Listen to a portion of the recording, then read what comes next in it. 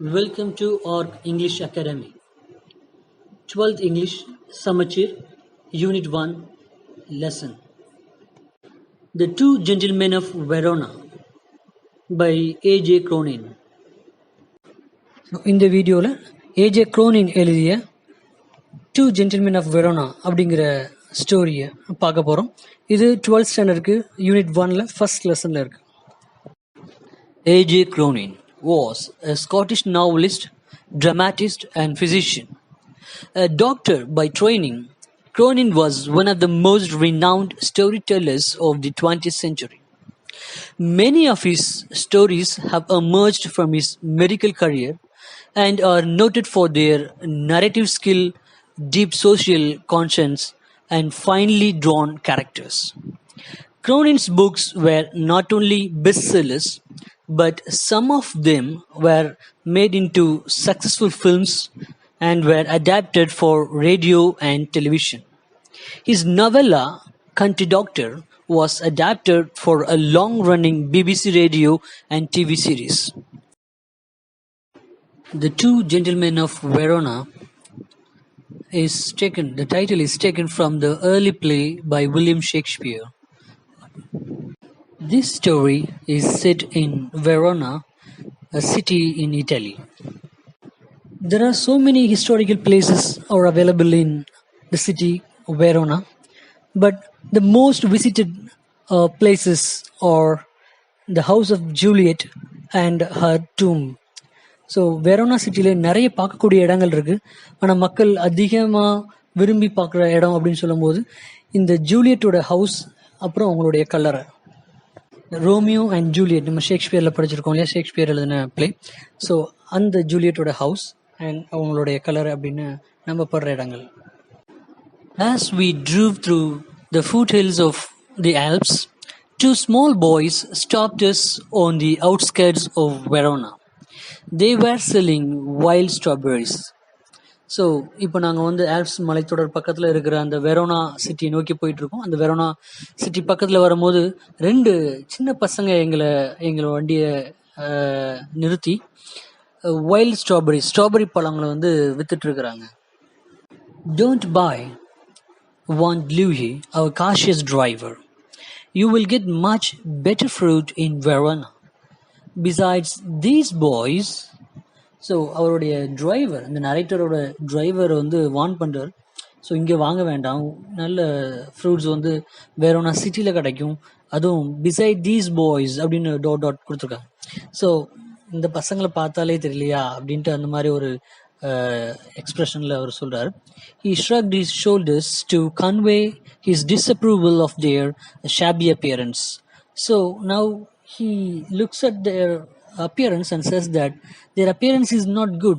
So ரொம்ப அழுக்கா ஒரு நீட்டாக இல்லாத சின்ன பசங்க, ஸோ அவங்ககிட்ட போய் வாங்கணுமா அப்படிங்கிற மாதிரி அவர் ஷோல்டரை ஆட்டிக்கிட்டு அப்படி சொல்கிறார். ஷாபி அப்பியரன்ஸ்னால் ரொம்ப டர்ட்டியா.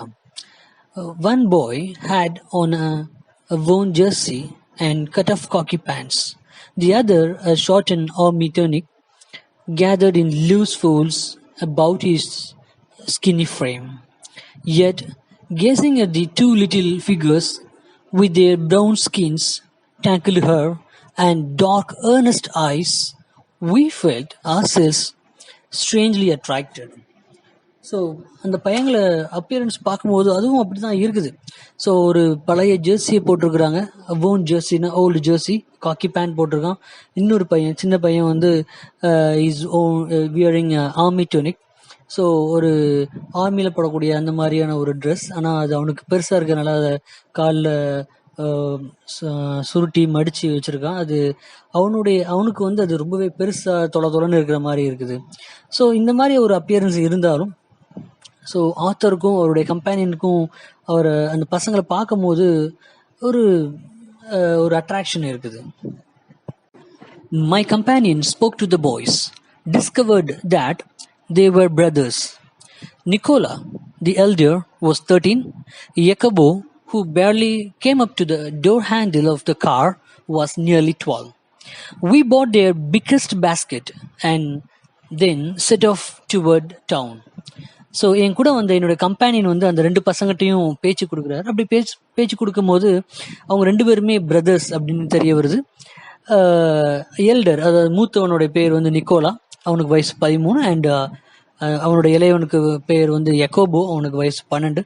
ஸோ அவங்ககிட்ட இருக்கிற ஒரு பெரிய பேஸ்கெட், அதிகமாக இருக்கக்கூடிய கூடையை வந்து இவங்க வாங்கிட்டு கிளம்புறாங்க. So it shows the kindness of the narrator வந்து எந்த அளவுக்கு கைண்ட் ஹார்ட்டடாக இருக்காரு அப்படிங்கிறத இந்த ஆக்ஷன் வந்து எக்ஸ்பிரஸ் பண்ணுது. Next morning, coming out of our hotel, we saw our friends bent over shoe shine boxes beside the fountain in the public square, doing brisk business. We watched for a few moments, then, as trade slackened, we went over. So next morning அவங்க ஹோட்டல்லேருந்து வெளியில் வந்து பார்க்கும்போது அங்கே shoe shine பண்ணுற இடத்துல அந்த 2 பாய்ஸும் இருக்கிறாங்க. So இவங்களோட கம்பேனியன்ஸ் அண்ட் ஃப்ரெண்ட்ஸ் எல்லாமே அங்கே ஷூஸ்க்கு வந்து ஷைன் பண்ணிட்டு இருக்கிறாங்க. இது வந்து ஒரு பப்ளிக் ஸ்கொயர், ஒரு ஃபவுண்டைன் பக்கத்தில் இருக்குது. So it seem to be so busy. So the narrator is waiting for the crowd to disappear. ஸோ அந்த நரேட்டர் வந்து அந்த க்ரௌட்லாம் போகிற வரைக்கும் வெயிட் பண்ணிட்டு எல்லாம் கலைஞ்சதுக்கப்புறம், கூட்டம் குறைஞ்சதுக்கப்புறம் அங்கே கிட்ட போகிறார். They greeted us with friendly faces. "I thought you picked fruits for a living," I said. "We do many things, sir," Nicola answered seriously. He glanced at us hopefully. "Often we show visitors through the town to Juliet's tomb and other places of interest." "All right," I smiled. "You take us along." So அங்கே கிட்ட போனோன்னு அந்த 2 பசங்களும் இவங்களை பார்த்து ரொம்ப சந்தோஷமாக greet பண்ணுறாங்க. ஸோ அப்போ இந்த ஆத்தர் ரொம்பவே ஆர்வத்தோடு கேட்குறாரு, "நான் வந்து அந்த பழம் மட்டும்தான் உங்களுடைய டெய்லி சாப்பாட்டுக்காக நீங்கள் விற்று இருக்கீங்கன்னு நினச்சேன், அந்த பழங்களை தான் நீங்கள் விற்கிறீங்கன்னு நினச்சேன். பரவாயில்லையே, இந்த வேலையிலும் நீங்கள் செய்கிறீங்களா?" அப்படின்னு அவர் கேட்கும்போது அவங்கள அண்ணன், அந்த 2 பேரில் அந்த மூத்த பையன் நிக்கோலா வந்து ஆன்சர் பண்ணுறான்.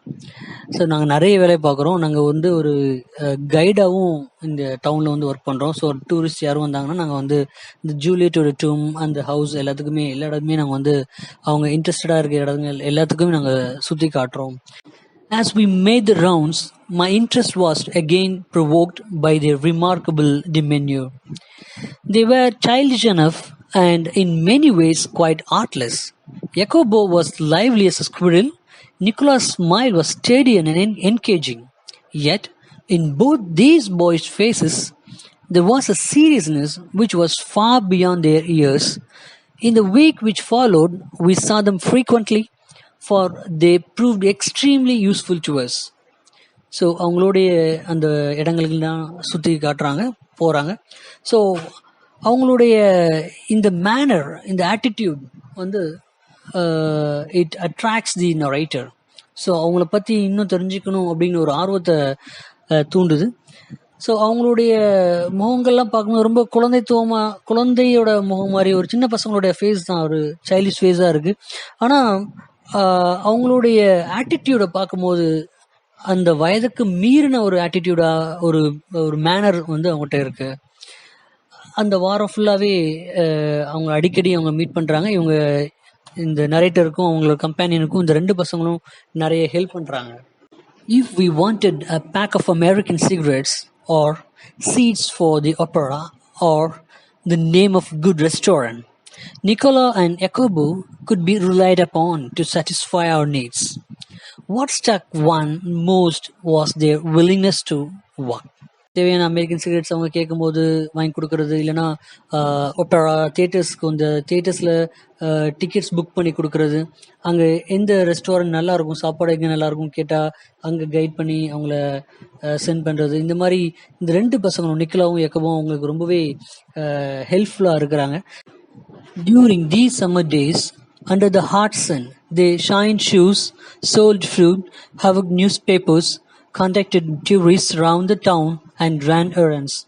ஸோ இந்த சம்மர் டேஸில் இவ்வளவு ஹாட் சன் கீழே இவங்க வந்து நிறைய வேலைகள் பார்க்குறாங்க. அதில் வந்து ஷூ பாலிஷ் போடுறது, பழங்களை வியாபாரம் பண்ணுறது, அப்புறம் நியூஸ் பேப்பர் அதாவது சத்தம் போட்டு கூவி விற்கிற மாதிரி சேல் பண்ணுறது, அதுக்கப்புறம் டூரிஸ்ட்டை கூட்டிகிட்டு ஒரு கைடு மாதிரி எல்லா முக்கியமான இடங்களுக்கும் கூட்டு போகிறது, நிறைய பொருட்களை டெலிவரி பண்ணுறது, இந்த மாதிரி நிறைய வேலைகளை பார்க்குறாங்க. இது எல்லாத்தையுமே நரேட்டர் வந்து அப்சர்வ் பண்ணுறாரு.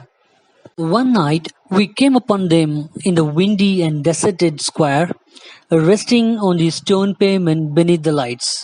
Nicholas sat upright, tired. A bundle of unsold newspapers lay at his feet. Jacobo, his head resting upon his brother's shoulder, was asleep. It was nearly midnight. So ஒரு நாள் நைட் வந்து he happened to see those boys under the street light and looking very tired, and the elder brother was sitting upright and waiting for something, and his younger brother Jacobo was fast asleep, now laying his head on his brother's shoulder. So அவங்கள பார்க்கும்போது ரொம்பவே டயர்டாக இருக்கிறாங்க. ஒரு night வந்து ஒரு street light கீழே வந்து நம்மளுடைய நரேட்டர் வந்து பார்க்குறாங்க. 2 பசங்களும் ரொம்ப டயர்டாக உட்காந்துருக்காங்க. அண்ணன் நிக்கோலா வந்து முழிச்சு உட்காந்துருக்கான், அண்ட் தம்பி வந்து எக்கோபோ டயரில் அண்ணனுடைய ஷோல்டரில் சாஞ்சி தூங்கிட்டு இருக்கான். அவங்க பக்கத்தில் வந்து இன்னும் விற்று போகாத நிறைய நியூஸ் பேப்பர் இருக்குது. ஸோ இதை நரேட்டர் பார்க்குறேன். இது கிட்டத்தட்ட ஒரு mid night. Why are you so late, Nicola? Waiting for the last bus from Padua. We shall sell all our papers when it comes in. Must you work so hard? You both look rather tired. We are not complaining, sir. So அவங்கள பார்த்தோன்னே பக்கத்தில் போயிட்டு ரொம்ப நேரமாக முழிச்சிருக்கீங்க ஏன் அப்படின்னு கேட்குறாங்க. அப்போது பதுவா அப்படிங்கிற சிட்டிலேருந்து வரக்கூடிய லாஸ்ட் பஸ்ஸுக்காக வெயிட் பண்ணுறோம். அந்த பஸ் வந்துச்சுன்னா எங்கள் கையில் இருக்கிற இந்த மீதி இருக்கிற எல்லா நியூஸ் பேப்பரையுமே நாங்கள் விற்றுட்டு அதுக்கப்புறமா போயிடுவோம். அப்படிங்கும்போது இந்த narrator, the kind man says, so you work so hard. So நீங்கள் ரொம்பவே கஷ்டப்பட்டு உழைக்கிறீங்க அப்படின்னு சொல்கிறார். ஏன் இந்த அளவுக்கு அவர் ரொம்ப கன்சர்னாக இருக்கார் அப்படின்னா, 2 பேருமே ரொம்ப சின்ன பசங்க இல்லையா, 12-13 வயசு பசங்க. ஸோ அவங்க இந்த அளவுக்கு எல்லா ஒர்க்கும் எடுத்து பண்ணும்போது காலையிலேருந்து இவ்வளோ மிட் நைட் வரைக்கும் பண்ணுறது பார்க்கும்போது அவருக்கு ரொம்பவே கைண்டாக அந்த கொஸ்டினை கேட்குறாரு. ஸோ அந்த பசங்களுமே வந்து அதில் Nicola says, we are not complaining, sir. Sir நாங்கள் அதை பற்றி எதுவுமே கவலைப்படல சார் அப்படின்னு சொல்கிறோம். But next morning, when I went over to the fountain to have my shoes shined, I said, Nicola, the way you and Jacobo walk, you must earn quite a bit. You spend nothing on clothes. You eat little enough. When I see you have a meal, it's usually black bread and figs. Tell me, what do you do with your money?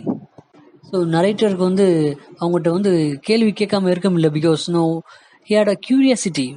இந்த 2 பசங்களும் பார்க்கும்போது இவ்வளோ ஆர்வமாக வேலை பார்க்குறாங்க. ஒரு டே ஃபுல்லாக வேலை பார்த்து மிட் நைட் வரைக்கும் இருந்து வேலை பார்க்குறாங்க. ஸோ அவங்கள பார்க்கும்போது இவர்கிட்ட நிறைய கொஸ்டின்ஸ் தோணுது. அதான் அடுத்த நாள் காலையில் அவங்கள மீட் பண்ணும்போது கேட்குறாரு, நீங்கள் இவ்வளோ வேலை பார்க்குறீங்க, அப்போ கண்டிப்பாக you must earn a lot. So நிறைய சம்பாதிச்சிருக்க வாய்ப்பு இருக்குது. ஆனால் உங்களுடைய துணிகள்லாம் பார்க்கும்போது அந்த மாதிரி ஒரு இது தெரியலையே அப்படிங்கிற மாதிரி கேட்குறாரு. அதே மாதிரி சாப்பிட்றதுலையும் வந்து நீங்கள் வந்து ஒரு சாதாரண பிளாக் பிரெட் தான் சாப்பிட்றீங்க ஃபிக்ஸ் வச்சு. இது வந்து ஃபிக்ஸ் அப்படின்னா அத்திப்பழம் சொல்லுவாங்க இல்லையா, அந்த. ஸோ இந்த மாதிரி சாதாரண உணவு தானே நீங்கள் சாப்பிட்றீங்க, அப்போ நீங்கள் சம்பாதிக்க பணத்தை வச்சு என்ன பண்ணுறீங்க அப்படின்னு ரொம்ப ஆர்வமாக கேட்குறாரு. He colored deeply under his sunburn and then grew pale. He looked to the ground. You must be saving up to emigrate to America, I suggested. He looked at me sideways, spoke with an effort. We should greatly like to go to the States, but here at present we have other plans. What plans? He smiled uncomfortably. Just plans, sir, he answered in a low voice. So அவங்க கேட்ட உடனே அந்த பசங்களுக்கு அந்த நிக்கோலாவோட ஃபேஸில் வந்து ஒரு சின்ன ஒரு ஹாப்பினஸ் தெரியுது. அதுக்கப்புறம் அது அப்படியே மறைஞ்சி சோகமாகுது. அப்போ இந்த நரேட்டர் வந்து கண்டினியூ பண்ணுறாரு. அப்போ நீங்கள் நிறைய பணம் சேர்த்து அமெரிக்காவுக்கு போய் அங்கே செட்டில் ஆகலாம் அப்படின்னு நீங்கள் பிளான் பண்ணுறீங்களா அப்படின்னு கேட்ட உடனே அந்த பையன் அப்படியே சைடில் பார்த்து மெதுவாக சொல்கிறான், ஆமாம் சார், எங்களுக்கு ஸ்டேட்ஸ்க்கு போகணுன்ட்டு ரொம்பவே ஆசை. ஆனால் இங்கே இப்போ எங்களுக்கு கொஞ்சம் வேலைகள் இருக்குது, கொஞ்சம் கடமைகள் இருக்குது அப்படின்னு சொல்கிறான். அப்போ கடமைகள் அப்படின்னா என்ன அப்படிங்கும்போது ரொம்பவே கேஷுவலாக சொல்கிறாங்க. ஒன்றும் இல்லை சார், பெருசாக ஒன்றும் இல்லை, ஒரு சின்ன சின்ன சின்ன சின்ன வேலைகள் எங்களுக்கு இருக்குது அப்படின்னு ரொம்ப லோ வாய்ஸில் அந்த டைரக்டருக்கு அவன் ரிப்ளை பண்ணுறான். Well, I said, we are leaving on Monday. Is there anything I can do for you before we go? Nicola shook his head. So, okay, பரவாயில்ல, நீங்கள் எதுவும் சொன்னா பரவாயில்ல, நான் ஊருக்கு கிளம்புறேன். ஸோ அதுக்கு முன்னாடி நான் எதுவும் உங்களுக்கு ஹெல்ப் பண்ணணுமா அப்படின்ட்டு நரேட்டர் கேட்கும் போது நிக்கோலா வந்து இல்லை, அப்படிலாம் இல்லை அப்படின்ட்டு he shakes his head. But suddenly Jacobo said, "Sir," he burst out, "every Sunday we make a visit to the country to Poleta, 30 kilometers from here. Usually we hire bicycles, but tomorrow, since you're so kind, you might send us in your car." So அண்ணன் வந்து Nicolas எதுவுமே வேண்டாம் அப்படின்னு சொல்லிட்டான். So but எக்கோபோ வந்து he is so curious, அதனால எங்களை அங்கே பொலேத்தா அப்படிங்கிற ஊரில் ட்ராப் பண்ண முடியுமா, அது வந்து 30 கிலோமீட்டர் தள்ளி இருக்குது, நீங்கள் உங்களுடைய டிரைவர்கிட்ட சொல்லி எங்களை அங்கே ட்ராப் பண்ணலாமே அப்படிங்கிற மாதிரி ஒரு ரிக்வஸ்ட் பண்ணுறான். So Jacobo request him to be driven to the city called Poleta.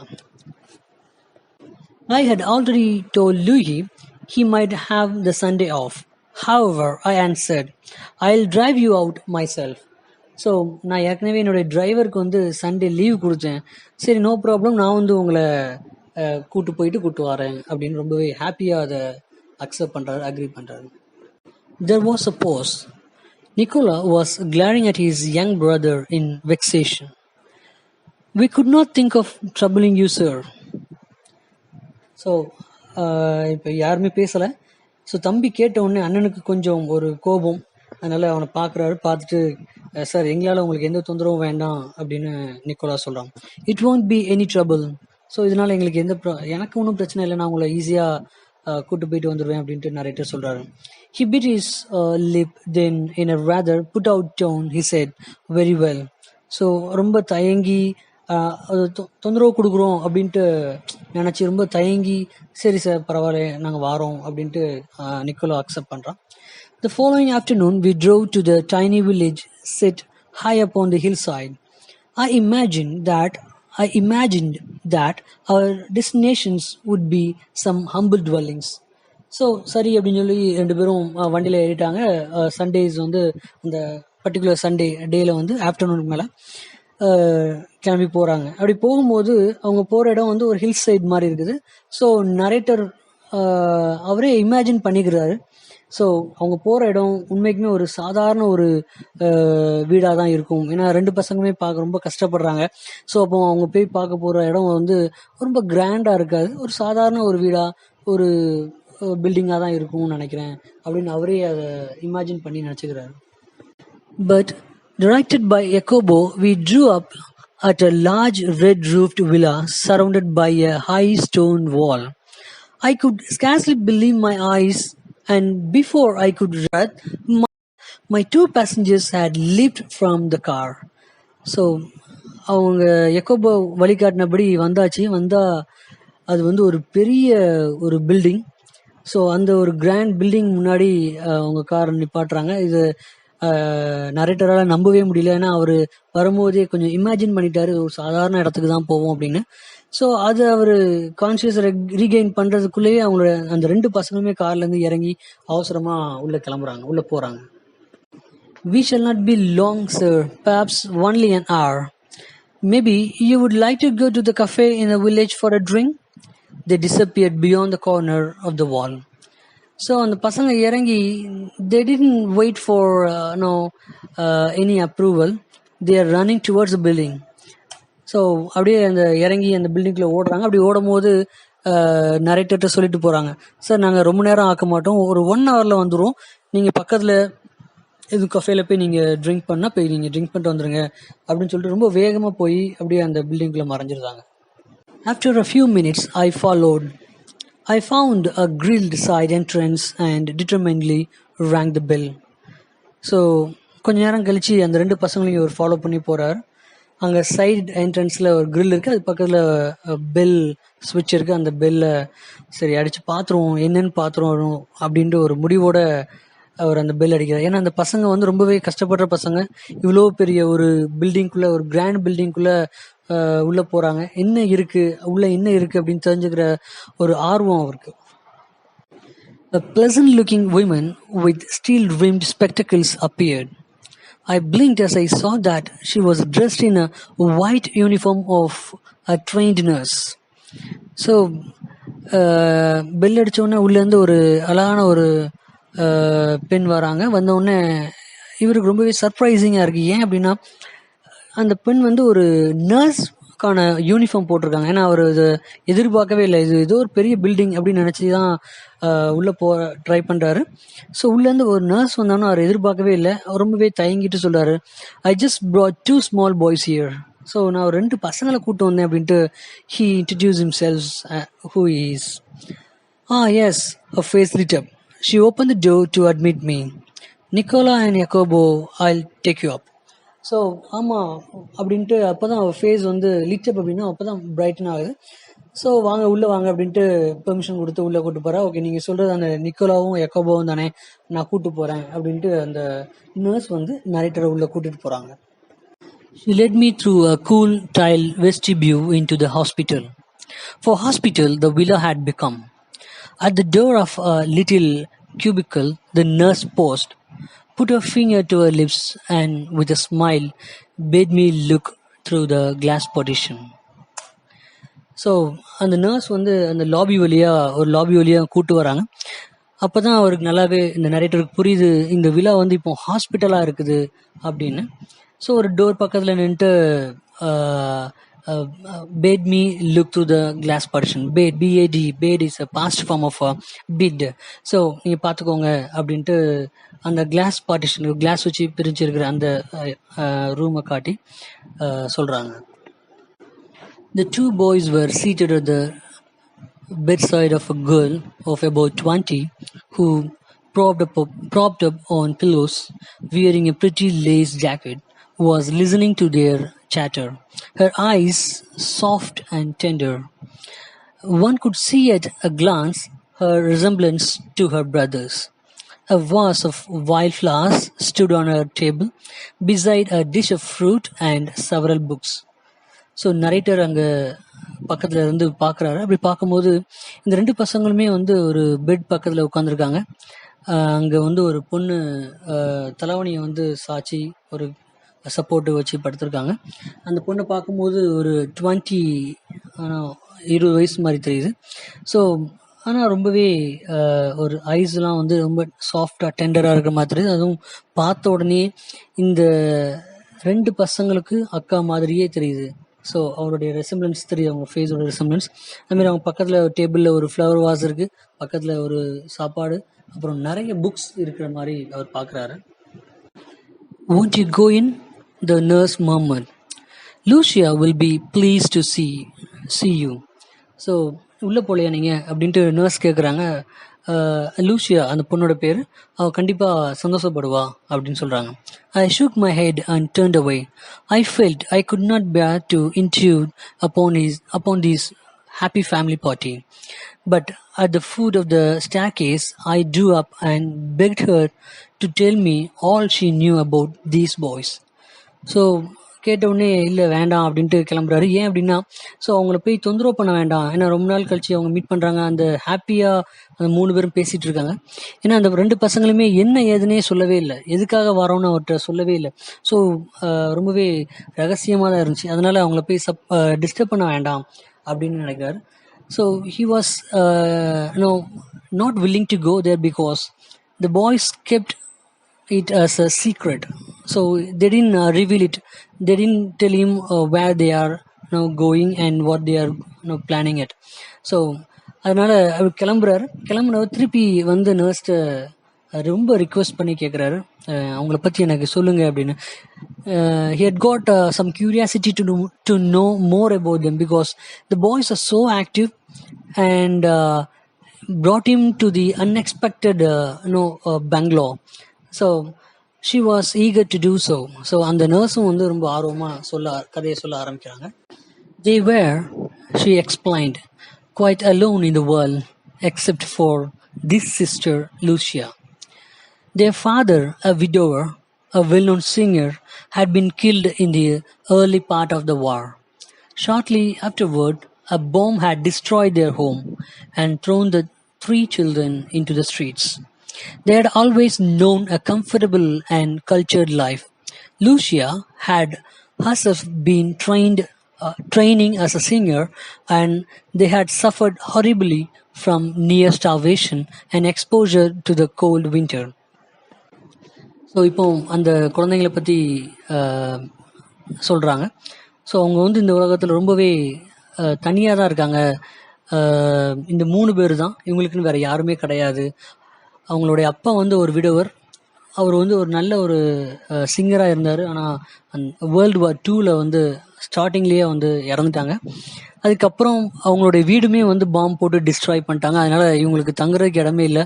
So 3 குழந்தைங்களுமே வந்து தெருவில் வந்து இருக்கிற மாதிரி ஆயிடுச்சு.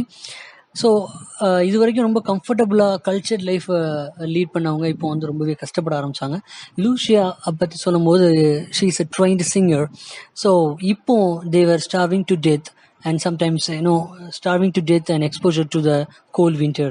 ஸோ ரொம்ப பசியில் வாடுற அளவுக்கு இருக்கிறாங்க. அப்புறம் கோல்டு வின்டரில் அவங்களால தாங்க முடியாத ஒரு குளிரை வந்து அவங்க கடந்து வர வேண்டிய அந்த காலத்தை கடக்க வேண்டிய situation. For months, they had barely kept themselves alive in a sort of shelter they built with their own hands amidst the rubble. Then for 3 years, the Germans ruled the city. So அந்த பாறைகளுக்கு நடுவில் ஒரு tent மாதிரி அவங்களே இந்த 2 சின்ன பசங்களுமே வந்து ready பண்ணி அதில் தான் இவங்க வந்து வாழ்ந்துட்டு வந்தாங்க. அதுக்கப்புறம் 3 வருஷம் ஜெர்மன்ஸ் வந்து இந்த கண்ட்ரியை ரூல் பண்ணாங்க. The boys grew to hate the Germans. When the resistance movement began secretly to form, they were among the first to join. So அவங்களுக்கு வந்து ஜெர்மன்ஸுக்கு பிடிக்கவே இல்லை. ஏன் அப்படின்னா அவங்களால தான் அவங்க அப்பா இறந்தாங்க, அவங்க வீடு எல்லாம் போயிடுச்சு. ஸோ அவங்க இந்த அளவுக்கு கஷ்டப்படுறதுக்கு காரணமாயிட்டாங்க. ஸோ அது மட்டும் இல்லை, அவங்க நாட்டுக்கு எதிரியாக ஒரு நாடு.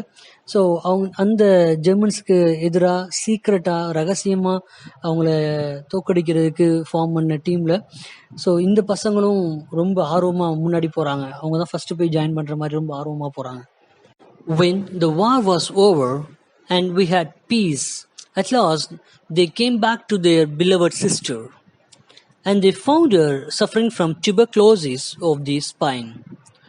She paused, took a quick breath. Did they give up? I do not have to answer that question. They brought her here, persuaded us to take her into the hospital. In the 12 months she has been our patient, she has made good progress. There is every hope that one day she will walk again and sing again.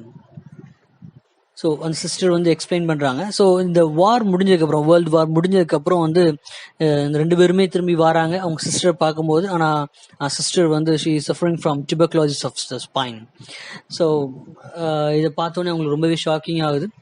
So அந்த அவங்க sister வந்து இந்த 2 பசங்களும் இங்கே hospital கூட்டிகிட்டு வந்து treatment கொடுக்க சொல்லி கேட்குறாங்க.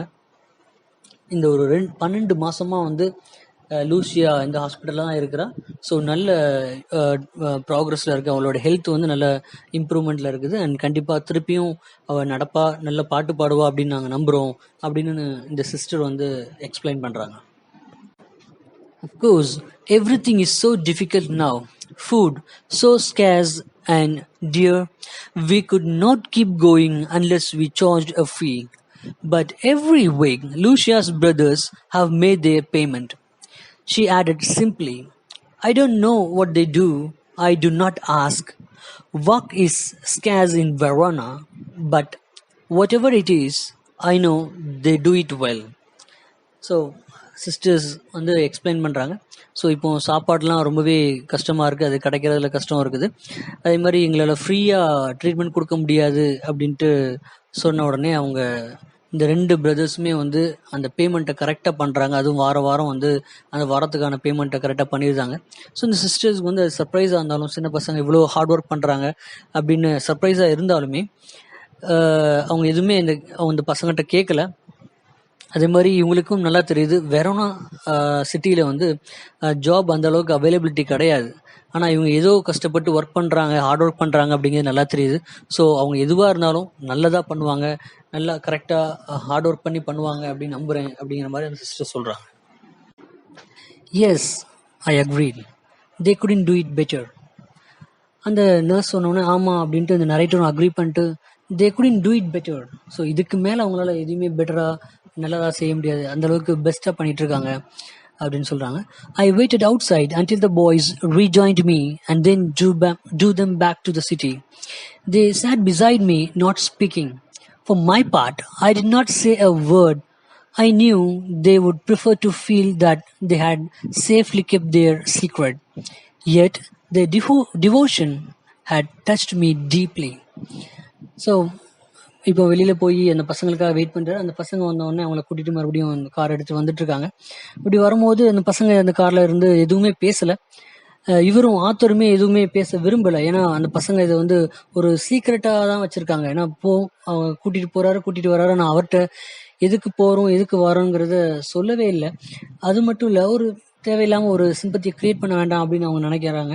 ஸோ அதனால் இந்த ஆத்தரும் வந்து எதுவுமே பேசலை. But their devotion had touch him deeply. ஆனால் அவங்க அக்காக்காக இவ்வளோ தூரம் கஷ்டப்பட்டு கேர் பண்ணணும் அப்படிங்கிற அவங்களுடைய இன்ட்ரெஸ்ட், அவங்களுடைய தாட், அந்த எண்ணம் வந்து ஆத்தருக்கு ரொம்பவே ஒரு மனசை ரொம்பவே தொட்டுடுச்சு. War had not broken their spirit. Their selfless action brought a new nobility to human life, gave promise of a greater hope for human society. So அந்த வேர்ல்டு வார் 2ல் அவங்களுக்கு வந்து நிறைய பிரச்சனைகள் வந்துச்சு. அவங்க அப்பா இறந்தாங்க, அவங்களுக்கு சொந்தமான வீடு அதில் பாம்பு போட்டு டிஸ்ட்ராய் பண்ணிட்டாங்க. ஸோ அவங்களுக்கு தங்குறதுக்கு இடம் இல்லை, சாப்பிட்றதுக்கு சாப்பாடு இல்லை.